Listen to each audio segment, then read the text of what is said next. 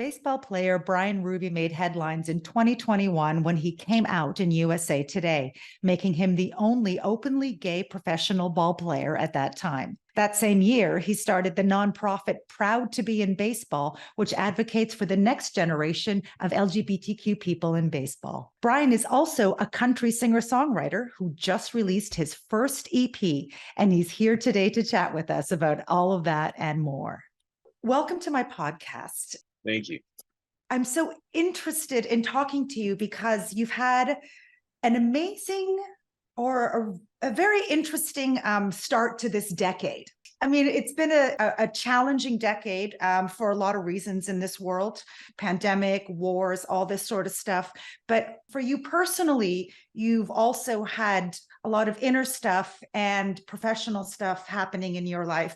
In 2021, you came out in USA Today, making yourself the only active professional ball player at any level to have come out. And this year, you released your first EP, Diamonds Are Forever. Let's go back in time and kind of make our way to the present. And you're a kid, you're growing up, you're playing baseball, your whole family is a sporting family, correct? Correct. We're all athletes, 5 of us. Yeah. So basically, like baseball was something you're probably born with a baseball bat or a glove in your hand, practically, right? Pretty much. I mean, my dad was a ball player back in the day. We like to tease him back in the dark ages, we say, dinosaur era. But he's a high school baseball coach back home, and I was always kind of gravitated towards sports, and that was what I did. And I would play music too, but music, there was always a little bit more pressure around sports, just kind of growing up with that expectation and stuff. And with music was my passion, so it was more just for fun to start and something that I just enjoyed doing. And I didn't really know, maybe sounds stupid, but I didn't know any musicians growing up. Nobody in my family or friends really played an instrument, and so just kind of like my passion.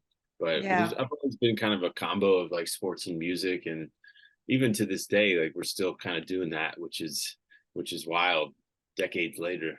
I have 2 daughters, 16 and 20, and they've been playing softball since they were little, and they're still playing softball. The older one is on her college team. And so at what point does playing sports, playing baseball become a pastime or a hobby to something that really becomes a chosen career for you? Yeah, probably in like getting into high school, like when you start thinking like, okay, I want to, like I always would watch Major League Baseball games on TV as a kid and dream about doing that one day, but it doesn't really become like real until you're, I guess, in high school, kind of like getting ready. You want to get recruited, you want to get scouted. That's kind of when it sort of ramps up a little bit. And for full disclosure, I'm not a Major League Baseball player. I was not a major leaguer. Was a low-level independent pro player, more like towards the minor league side. So I'm not the type of guy who's like playing on ESPN and making millions of dollars, but it's still my passion, and it's still like what I love to do. And I got to play 5 years of pro baseball, and I feel really lucky to have been able to do it, but it all started kind of in high school, I would say, when you're ramping up and you're like getting ready to gear up for that. Are you playing currently right now, or have you devoted your time completely 100% to country music at the moment? So I just finished up playing. So this summer was like my last kind of hurrah in the baseball world, and got to go overseas a little bit, playing some tournaments and really wrap things up. And I think that I do have some opportunities to continue playing ball, but at this point, I'm pretty dead set on music is the path. And this EP that I just released, I know we're going to talk about it more in a little bit, but it's called Diamonds Are Forever. And the point was, it's kind of wrapping up the baseball chapter. And I wanted to almost make like a concept album which is a little weird to make a concept album for like your first kind of little piece of music, but I was coming from that world. And so I wanted to create a piece of music that could really, if you follow the storylines and the songs throughout the EP, like play through all of it, and all of it would fit at a stadium to be like kind of ballpark music, that sort of vibe. So, you know, they have like elevator music and jazz music, and well, I wanted to do ballpark music, you know, and that's kind of what that was. But I mean, it's a lifetime of stories wrapped up into a couple songs, and it all started from when I was younger. Yeah. I listened to your EP on Spotify yesterday, and I mean, I loved all the double entendres. So all of that, you know, I thought it was so beautiful because you can relate to it without having even ever stepped on a baseball field. But if you know baseball, you can appreciate the duality of all those songs. All those songs are ballpark country, but if you actually dig into the lyrics, it's cool because a lot of them, they may have baseball, sports, or sports type titles, but it's actually like, my debut single Left Field is more about life than about baseball. You know, it's using that as like a lens almost.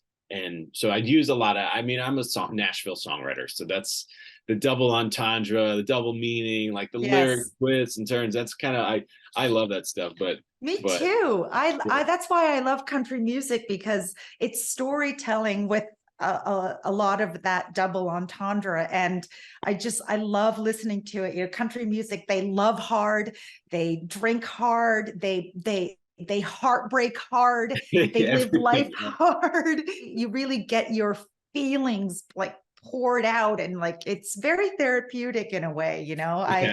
I love it. Country music is the heart and soul, you know. It's three chords and the truth, and my EP is my truth. It's where I started growing up on the ball field and bringing everything forward to present day, and it's looking forward to what's next, but also looking back in like a sentimental kind of way. And it's just authentic. I don't want to copy anybody as an artist. You know, there's a lot of people in Nashville who want to be the next whoever's popular at the moment, Luke Combs or Morgan Wallen or Carrie Underwood or whatever. And I honestly just don't. Like, I certainly have my influences, don't get me wrong, but I just want to do my thing and be authentic to me and make my music. And it is, I would call it country, you know, but this EP was kind of like country rock vibe, but I don't want it to be like limited by genre.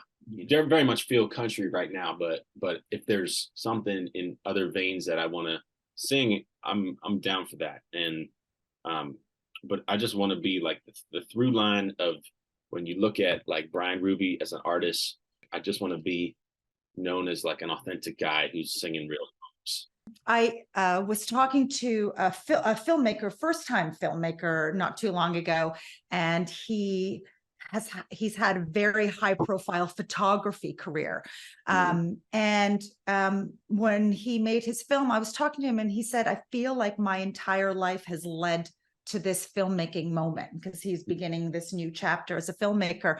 And but the whole world has known him as a photographer. And I thought it was so interesting that this thing that he was known for, all the famous people that he's photographed in the magazine covers, that for him, the film that he had made, all of that photography led up to that. And he truly feels like a filmmaker. And it sounds to me like a little bit like all your moments in baseball, that entire life has led to this particular moment with the transition to country music.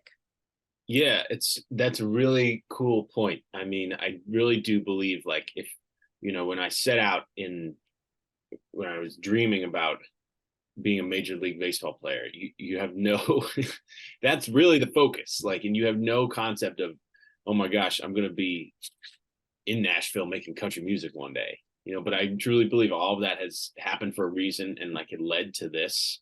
And it all kind of started, I guess, well, in baseball, because we have a lot of time when you're on the road and you play at night. You play at like 7 p.m. under the lights, and you have all day. So a lot of people are playing Xbox or whatever. I was playing my guitar and messing around and writing songs, and that just kind of turned into like a couple hundred songs later. Here we are in Nashville doing it for real. And I relocated to Nashville after my first pro season in 2019 because I'm originally from Pennsylvania. So I Mm. had a little bit of experience. Like I had a band back home. We would play bars, coffee shops, nothing really that fancy. Open mics. I would go to an open mic every Thursday night, and they'd let you play one song, maybe two if you were lucky. And I would do that, and we entered our local Battle of the Bands competition. And I started making trips to Nashville and kind of meeting songwriters and learning about songwriting and going back home and trying it myself. And then finally got linked up with a producer in New York City. And I went up there just for a couple of weeks and got to work with him and writing a couple songs that ended up in some commercials on Nesson, New England Sports Network. And that was cool. And I really got the songwriting bug. And I was like the country guy there in New York City for like a hot minute, like 6 weeks, really not that long. And then I realized, I'm the country guy in New York City. Like I got to be in Nashville. Yeah. And so I packed up my truck, loaded everything in. There's a great song by Tim McGraw, written by Jesse Alexander, great songwriter here in Nashville, called Damn Country Music. And it's about packing up and moving all your stuff and living, I slept on a futon when I first got here, and I was in a house with like 5 guys, and it's kind of a little dumpy, let's just say. That's part of life, but those are I mean, that's the stuff you romanticize years later. And when you look back at that time and go, wow, like, you just didn't know anything. And if you did, you may not have done it, Yeah, I mean, you don't know. It's like a leap of faith. I would hear about this musician's playing at this bar tonight, and so I would go and try to meet people, and was definitely more of a songwriter for other artists before becoming an artist myself. I've written like 22 or 23 songs that have been recorded by different country singers here. Nobody really big. Just every time I go home, my mom's like, when's Blake Shelton going to record one of your stuff? And I'm like, Mom, I'm working on it. Okay. Mom, don't worry, Mom. It's coming. It's coming. Don't worry. When is somebody I actually know going to record one of your songs? All right, Mom. But maybe what I say is like, maybe Blake Shelton isn't going to record one of my songs. Who knows? But maybe the next Blake Shelton will. Well, maybe you will record those songs maybe and sing them, and you will be, Definitely in the last year, I've been releasing songs of my own, and the whole project that I just put out has been my transition into being an artist myself. So yeah. Right now, like I even loathe bringing up you coming out in USA Today in 2021 because it feels so trite now. Like it just feels like you're doing all these amazing things, and I don't want to talk about something that would just pigeonhole you and in this way, but that was a very big moment in 2021 when you decided to come out, and it was a very important moment. So what led you to do that when you did, and what made you choose USA Today as the place to do it? Yeah, good question. And first of all, that's an important question to ask because, and I know that everybody, well, recently, as I've been doing more stuff, like people have said exactly what you said, why pigeonhole, but the flip side of that is somewhere out there, because of the people who follow me or the people who follow you, there's some kid or someone who's going to hear the story and is going to feel like they're not alone anymore. You know what I mean? That's why I came out publicly, came out as gay while I was playing pro baseball in 2021, was the only active pro player to come out at the time. There have been 7 or 8 guys who have come out since in college baseball and pro baseball. And we have a charity called Proud to Be in Baseball that supports the next generation of LGBTQ people in my sport. So we're doing stuff. And I founded that on National Coming Out Day. We launched in 2021. So it's been about 2 years. So that's going well. But I decided to come out because when I was a kid playing ball, just like we talked about, dreaming, watching games on TV, dreaming of becoming a pro baseball player and listening to country music, I looked around and couldn't see anybody like me. And they say, if you can see it, you can be it. And I I was always would wonder, is there anybody else like me who plays baseball? And I felt so alone, which is ridiculous because 16 million people play baseball around the world. 16 million. So obviously I wasn't alone, but I did some Googling and couldn't find any active baseball players who were like me. And it just created a lot of isolation and loneliness. And ironically, I mean, I guess I kind of turned to music to kind of combat that. And music always made me just feel better, just playing music. But back to baseball, I decided to come out because one, I was just sick and tired of having to live a double life and having to hide part of myself. It's just one part of myself, like you said, and I'm a country singer, baseball player, out and proud gay guy. I like this kind of food and I do this on the weekends, and it's like one part of me.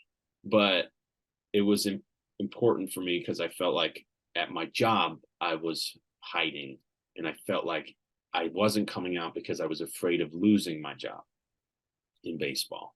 There's two things that I'm most proud of. I couldn't care less about the media attention that came from it. I am most proud of the fact that, number one, I was able to keep my job in the sport and continue playing baseball up till basically this year when I decided on my terms that I was done.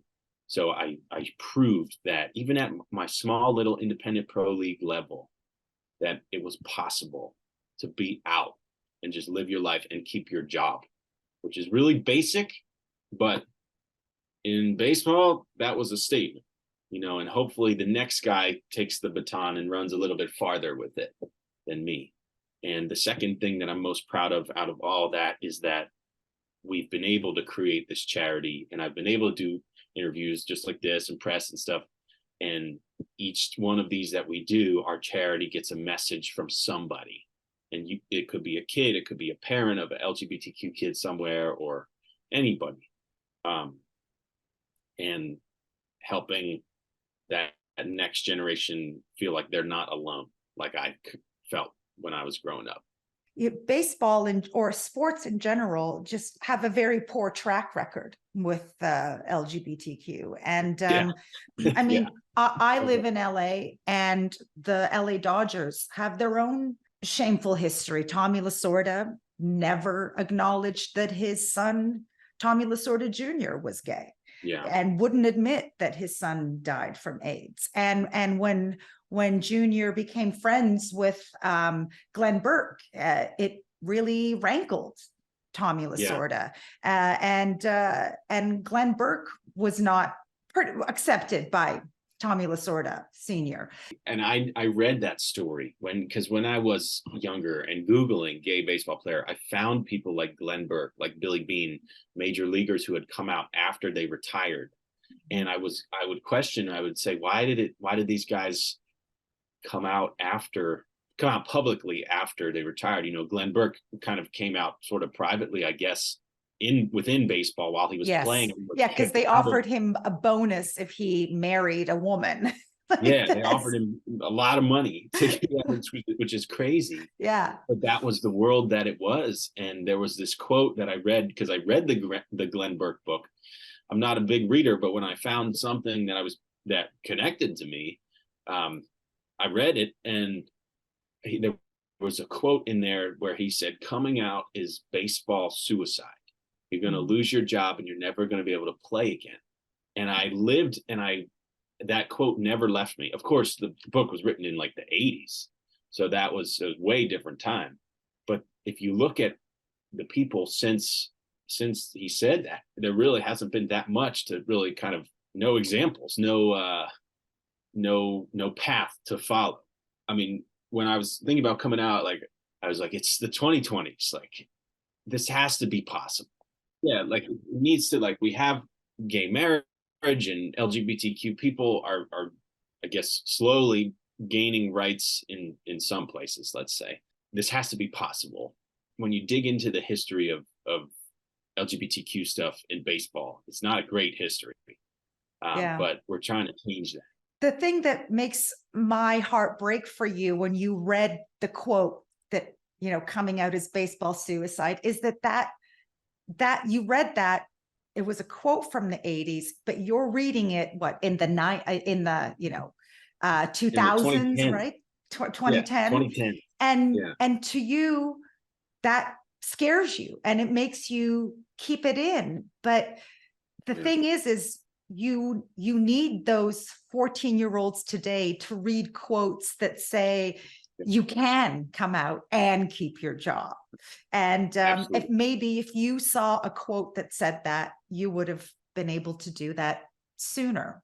Yeah, I don't know. I think everything happens for a reason. Like I came out, well, so I came out privately to my Yes. friends and family on a smaller level when I was 21. So I have been kind of out. But it was just kind of the public thing because of the job and the bigger platform of that kind of stuff.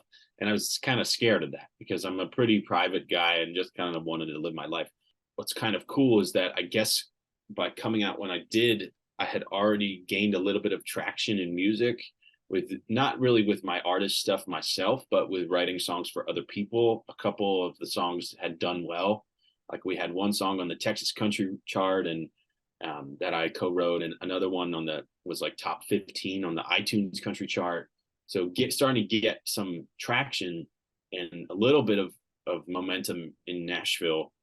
And I guess it was kind of like doubly cool for me to be able to show that somebody who not just played baseball, but also did country music could come out, because that almost like inspires a whole nother crop of people who may not see a lot of representation.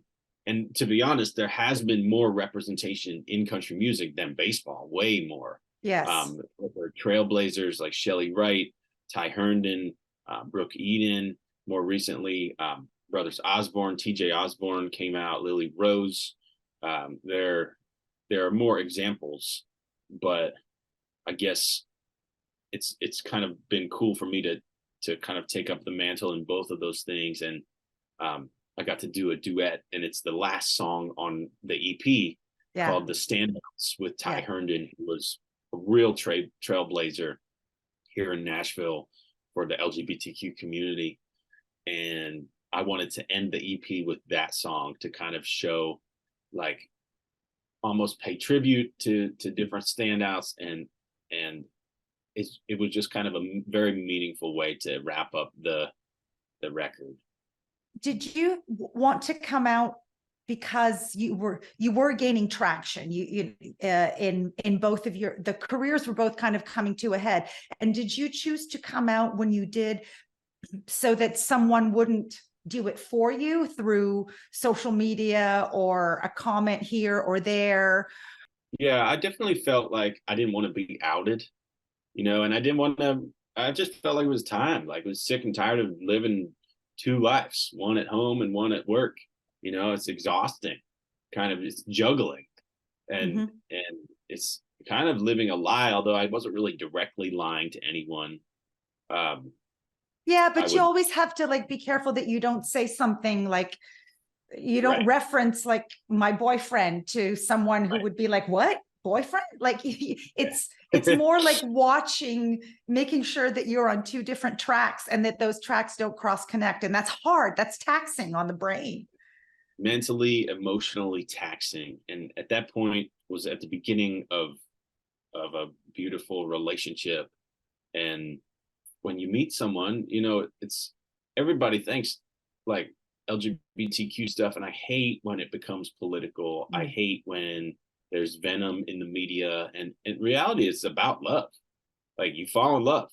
That's kind of why I came out.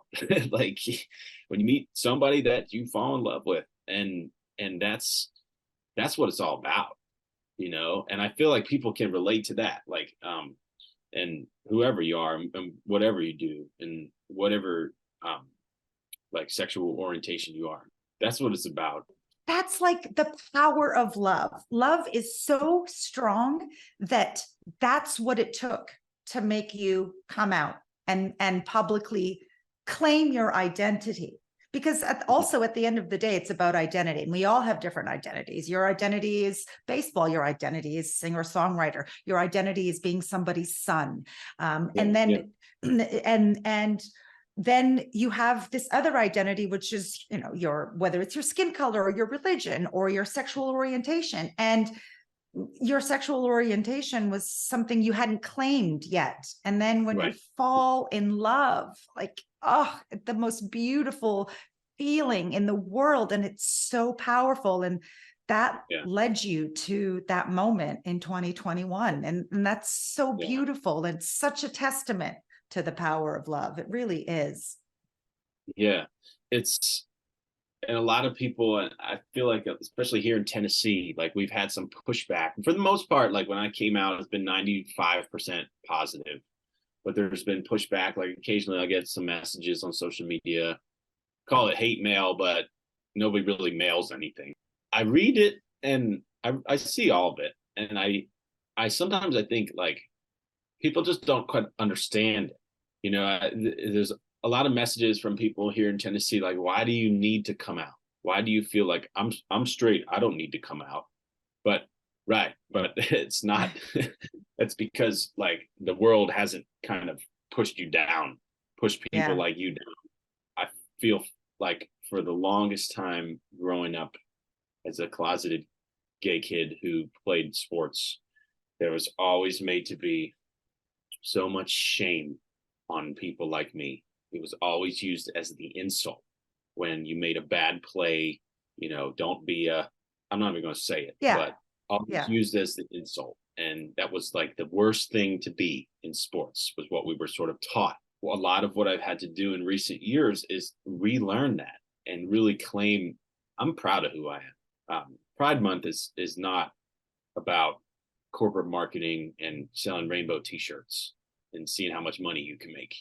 It's about people who have been made to feel like there's something wrong with them for a long time, and say, no, there's nothing wrong with this. It's actually beautiful to like fall in love. That's kind of what I say to that. And I'll bring it back to the music again with the debut single Left Field, which is the first track on the EP. The chorus is gotta be who you are. Like that was the first song I ever released. The first thing I wanted to say, just got to be who you are. Like, and then here's the rest of the music. Like, now you can dig in and if you like it. But that was like a strong like message that I wanted to lead with. And hopefully it's not just country music for LGBTQ people. I think we have a lot of LGBTQ people who listen to it, but the songs are written in a way that it can apply to anybody. And I feel strongly that that's kind of who I want to be. I want to be somebody who we can rock a Pride concert like we just did in Panama City Beach a couple of weeks ago. Shout out Northwest Florida Pride if you're listening, or go up to whatever country music festival in Kansas or Nebraska or wherever, and play to a crowd of country music fans. To the whole across the gambit. And I want to have songs that everybody can relate to. I love that you are always thinking of, there's someone out there, there's a 14-year-old version of myself out there that could use the help that I'm now doing. But I also think that there is a future self that is counting on you to do what you're doing now and to continue to blaze the trail so that you can do it for that 14-year-old. I think for me, especially what drives me to get out of bed in the morning is the things that I want to accomplish. Like I always say, my future self is counting on me. So if I don't feel like getting out of bed and starting the day or doing that task, I always say, Zorianna, like your future self is counting on you to get this done. If you want to achieve that. Right. And I'm like, okay, all right. My future self. All right. I'm getting up, I'm doing it. But I think in your case, I think your future self is very much counting on you to release these songs in a way that everyone can relate to. As progressive as we have gotten, sometimes I think we're all a little floored when we feel like the government takes 5 steps backwards with certain laws, and we're just like, what? Like, how can that be? But it's tough to be a trailblazer, right? I mean, I'm lucky because I've been accepted by my family and my friends. So they're really supportive, which is good. And I've been able to meet other athletes. It's cool. Like I didn't want to be alone. Like I've been able to meet other athletes who are out and who are like me and just trying to play their sports and keep their jobs and doing the thing. And the same thing on the music side. I've been able to meet people. Excuse me. I've been able to meet people in Nashville who are doing amazing things. There's a group called Rainbow RNBW who does shows every week at a cool little bar called the Lipstick Lounge here in East Nashville. I live in East Nashville, and they have like the coolest vibe, and there are people who are out in the country music community and the Nashville music community who are already blazing the trail. So it's like I don't feel like I'm a sole trailblazer. I honestly I feel like I'm behind a whole lot of people, and that's a good thing. And Yeah. grow together and grow the community, because I did feel like in baseball there was a lot of weight on my shoulders for a while with building the charity. And now luckily there's more athletes who are out and more people around baseball. But I was getting calls from these people in sports, and I sort of felt like there was a lot that was on my shoulders. I got to remember, like, we're purpose driven. Yes. Like there's a point to all this. Yes. And when it gets to be too much, like if we're at an event and we're pushing forward with progress in baseball or something like that, and it doesn't go well, like I always have to, what I've learned over the last 2 years, because that happens, come back home, get back to Nashville, hang out with my friends, just like be a human, like, and be around my little community. And yeah, we're pushing for like bigger change, but that's a process. What does that mean when it doesn't go well? Not well is, so we do a lot of different events with different teams, and occasionally, like, there will be people in positions of power who were somewhere for an event, and then all of a sudden, like, it gets shut down by somebody from higher up because they don't want LGBTQ people around baseball. And that'll be really frustrating, because it takes a lot to coordinate all this stuff, and emails and calls and Zoom. I mean, yeah, it's the charity is sort of a business. We're not making money. It's fully volunteer. Like, we're not making a profit, but we get donations and we spend the money on different events and trying to support the community. So it's a lot of work. And when we finally get there, and somebody who doesn't want our people there shuts it down, it's really frustrating, so and then I'll come back to Nashville and be upset and everything, and I'll have to kind of level out with music and get back to my people.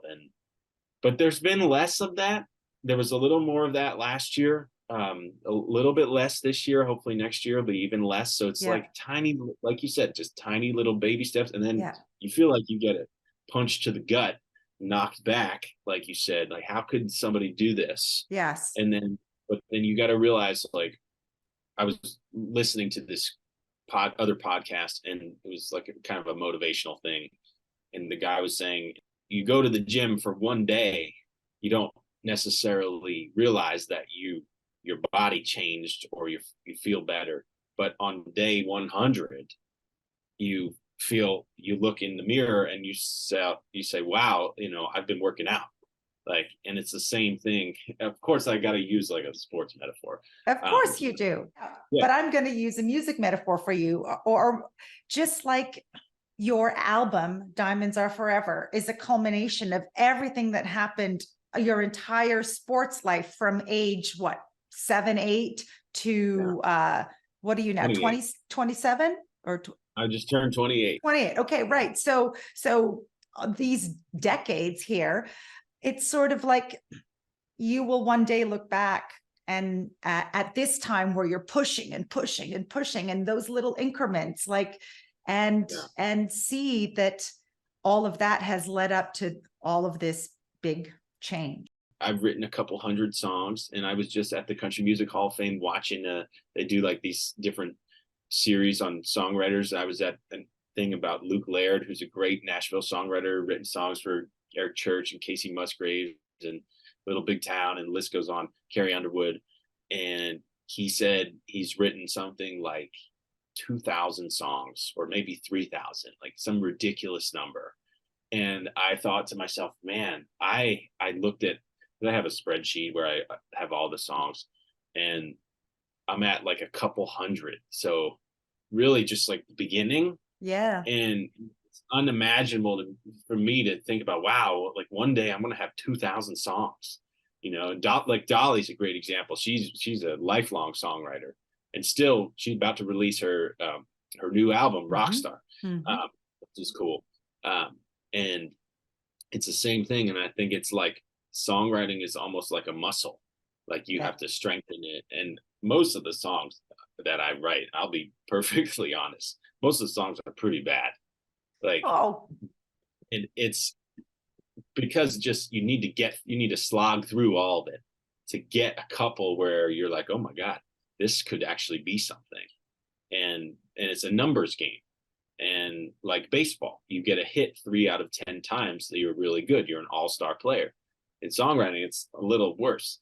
But in baseball and in songwriting, you have to wake up in the morning and get yourself going and practice.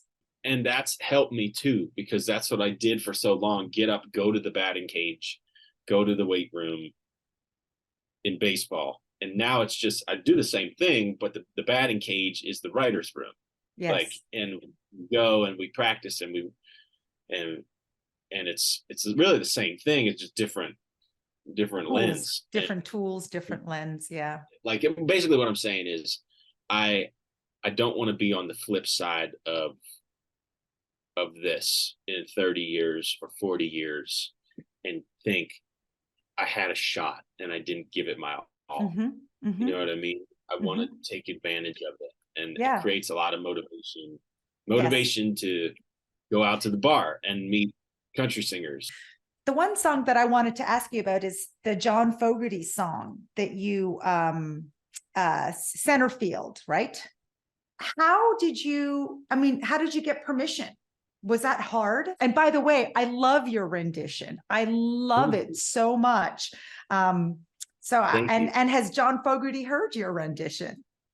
He has, which was wild, but I will tell that story. So permission wise, I kind of took a risk. I spent some money on going in the studio and recording the song and didn't have permission yet. And I will say that first, I took a risk. I did it. I paid for it and was counting on the fact that we were going to do a good job and I was going to have to get permission on the back end.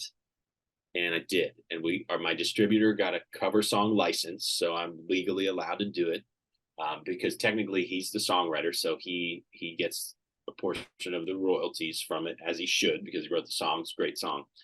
And the process for creating that song was, I love it. It's part of the baseball country kind of canon of songwriting. And I was about to do this baseball country Diamonds Are Forever concept album, EP. And I thought, man, this is like a perfect thing to put on it. And I was joking with my producer, Smith Curry in Nashville, who said that when I was recording left field, he was like, you should do center field. And everybody was laughing because it was a joke.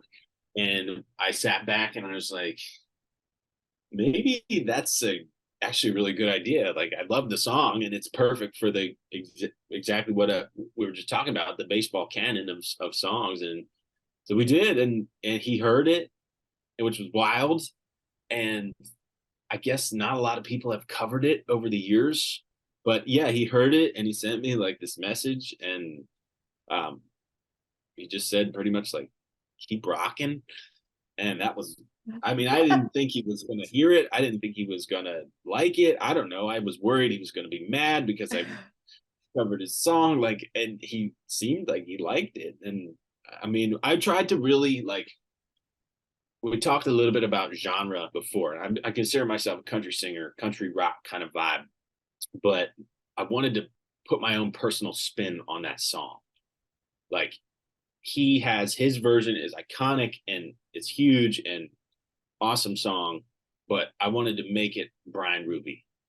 And we bumped the tempo up. We added a few extra guitars, because that's what I like. And we got like a all-star group of musicians here in Nashville to do the song and with me in the studio.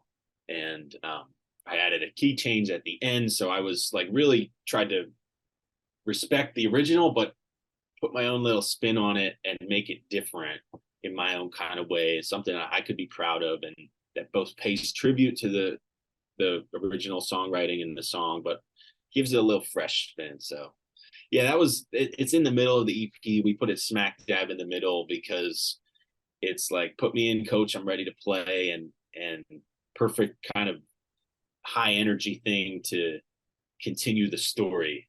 When you chose the order, tell me about that order and why you opened with the opener and why you closed it with the closer. Yeah. So to be honest, I was not the one who picked the order. Oh. My good buddy Chad Sellers, who was my primary co-writer on this project, a great songwriter, who actually passed away a few months ago. Oh my gosh, I'm so sorry. And one of the last talks that we had before he passed away was the order of the album or the EP. And I was really struggling because I had scripted it out in like 3 different possible orders, and none of them felt right to me. The songs felt out of order and just didn't gel. And I said, Chad, will you take a shot at this and see what you can come up with? And he came up with the order, and I was like, that's right. And tragically, I mean, he's no longer with us, but I was able to do a little tribute song for him, which was a nice, sad, but nice little moment at my debut EP release show this past Friday here in Nashville. And, you know, I felt like he was there in spirit and a huge part of all of my work.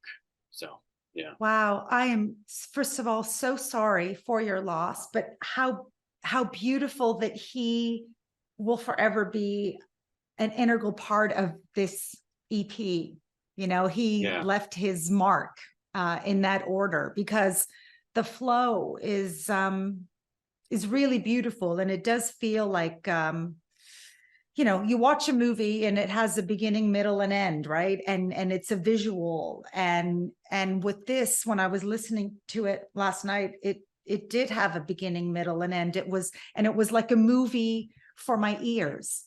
It means a lot to hear, because I feel like, sadly, not a lot of people like listen to albums anymore. I know. In order. You know, and it's all singles, and with streaming. It's that damn shuffle button on Spotify. Do not press the shuffle button. Listen to an EP or an LP in the order that it was supposed to be, because there was, you know, because there's a reason. I mean, do a shuffle if you're going to create a playlist, of course, but you know, Amen. I listened to it in order, and it is very important. It's very important. I do the same thing with artists that I like their music. I try to listen in order, like the way the artists want it. And I know that 99% of people, that's not what they're going to do, but it's cool to, and I did that. I tried to script it out like as a story. And, you know, it's amazing that, that we pulled it off. And I mean, people seem to be liking it so far, and I know we just released it. It's early, but again, a lot of the credit goes to my friend Chad, who was writing the songs with me. And before he passed away, he was getting his own music together to release in 2024. And I've kind of taken up the mantle of trying to push that music through, and working on, it's going to take some time, but working on trying to finish that up for him and release it. I think his songs are important. The world needs to hear them. He's a super talented songwriter. And my early 2024 project is going to be trying to get those out. That's great. And definitely you need to come back here and we will be talking about that, because that's let's keep that going and keep his memory alive. So for sure, let's right now, you heard it here, you're coming back once that project is ready to be released. But in terms of everything else for you, so you've made this transition from closing out the baseball full force with country. The EP is now out. Your charity is running and doing its thing. So what do you do now? We're releasing a Christmas song now. We're getting a Christmas song together. I don't know when this episode's going to air, but it's coming out on, the song was released on November 10th. It's called It's a Wonderful Life. And I'm going on tour, and I got about 7 tour dates from early December through the holidays. That's what's next in the interim, in the immediate future. And then after that, looking in 2024, my friend's album and my next EP. I'm already thinking about what I want to do next and what I want to say. And the road is open, like it's an open field, and it's time to go. And open field. We've got more baseball entendres. That was not on purpose. That was not on purpose. I'm thinking, I don't know. I have a few love songs that I want to sing, and maybe for Valentine's Day, if I can get it together in time. I got some ideas, so we'll see. That's great. Well, I am so excited. I'm so excited to hear the love songs. I've really enjoyed Diamonds Are Forever, and I hope everyone gets a chance to really to listen to it. Where Spotify, obviously, but are there other places where people can find it? Yeah, pretty much everywhere. You can look Apple Music, iTunes, Amazon Music, Deezer, SoundCloud. The list goes on. YouTube, YouTube Music. Yeah. Or if you're in doubt, you can. I mean, if you click on my profile on social media, Instagram, Facebook, you'll be taken to a link where you can play it on whatever. If in doubt, just Google it. Bryan Ruby, Diamonds Are Forever. Bryan with a Y, Ruby with a Y. Hopefully you'll be able to find it. But that's a good thing about getting music out these days. You don't have to go to a store and buy it. You can pretty much just find it online. Yeah. And listen to it in order. Listen to it in order is what I say. Thank you. Thank you so much. And have a great tour. Amazing. Please come to LA. Would love to see you live and in action, and then say hi in person. And we'll have you back when your friend's album is ready to go. Bryan, thank you so much. Thank you so much for having me on. Have a good one.